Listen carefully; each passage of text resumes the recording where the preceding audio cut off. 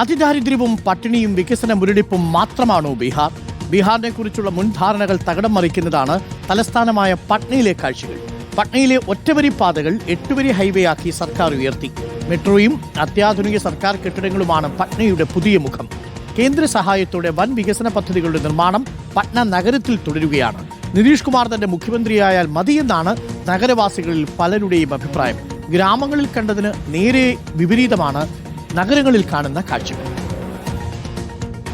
എനിക്ക് പിന്നിൽ ഒരു വമ്പൻ കെട്ടിടം കാണാം. ബീഹാറിൽ മൾട്ടിനാഷണൽ കമ്പനികളുടെ ആസ്ഥാനമോ മറ്റോ ഉണ്ടോ എന്ന് ആദ്യം സംശയിച്ചു പോയി. പക്ഷേ പിന്നീട് ബോർഡ് നോക്കിയപ്പോഴാണ് മനസ്സിലാക്കുന്നത് ബീഹാറിലെ കൃഷിഭവനാണ് ഈ കാണുന്നത്. 1/2 കിലോമീറ്ററോളം ദൂരത്തിൽ നീണ്ടു നിവർന്നു കിടക്കുന്ന ബഹുനില കെട്ടിടം.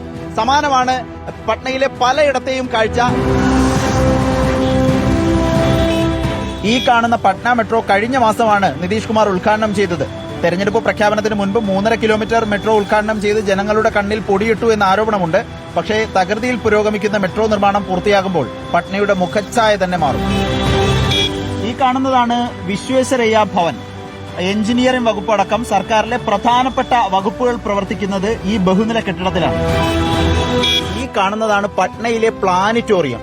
രാജ്യത്ത് തന്നെ വലിയ പ്ലാനറ്റോറിയങ്ങളിൽ ഒന്നാണ്. പട്നയിൽ പലയിടത്തും ഗംഭീര റോഡുകളാണ്. ഞാനിപ്പോൾ നിൽക്കുന്നത് തന്നെ ഒരു 8-വരി പാതയുടെ വശത്താണ്. നിതീഷ് കുമാർ കുछ काम करते हैं? बहुत सब काम बढ़िया उनका, सब काम क्या करते? सब काम रोड गली नाली पानी सब कुछ तरीके से। तो नीतीश कुमार जी का जो प्लान था कि बिहार में कहीं से भी पटना 5 घंटे में आने का, वो पूरा हो गया. सरकार का इंटेंशन बहुत अच्छा है, इसमें कहीं कोई शक नहीं है, लेकिन अफसरशाही हावी है. ഒരു നഗരത്തിന്റെ വികസനം അറിയണമെങ്കിൽ അവിടുത്തെ എയർപോർട്ടിൽ ഒന്ന് ഇറങ്ങിയാൽ മതി എന്ന് പറയാറുണ്ട്. അത്യാധുനികമായി അതിമനോഹരമായാണ് പട്ന എയർപോർട്ടിന്റെ നവീകരണം പൂർത്തീകരിച്ചിരിക്കുന്നത്. ബീഹാറിന്റെ ഗ്രാമമേഖലകളിൽ ഇപ്പോഴും വികസനം എത്തിയിട്ടില്ലെങ്കിലും പട്നയിലും നഗരമേഖലയിലും വികസനമുണ്ട് എന്നുള്ളതാണ് യാഥാർത്ഥ്യം. പട്നയിൽ നിന്നും വീഡിയോ ജേർണലിസ്റ്റ് കണ്ണൻ പ്രസിഡന്റിനൊപ്പം reporter Adil Palode, in reporter Bihar.